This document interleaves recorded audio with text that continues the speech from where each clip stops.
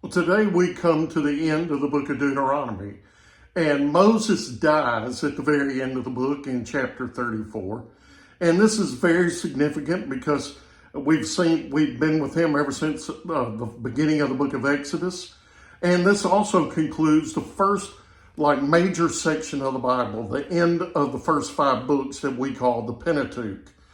Now, the book of Deuteronomy has been Moses' retelling of the law.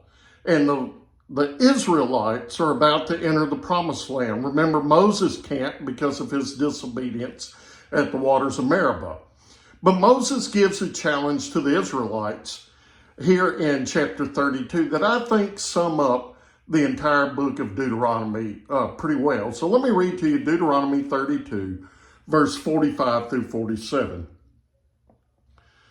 After Moses finished reciting all these words to all Israel, he said to them, "Take to heart all these words that I'm giving as a warning to you today, so that you may command your children to follow all the words of this law carefully.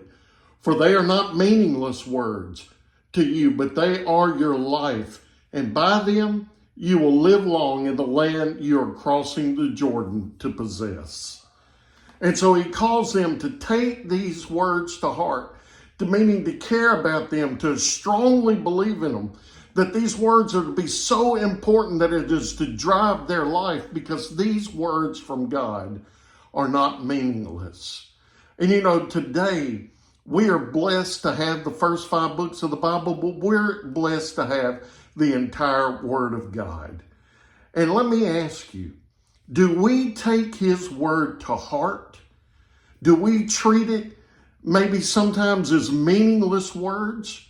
Do we take it to heart, or do we compromise his word, or in fact, do we ignore it altogether?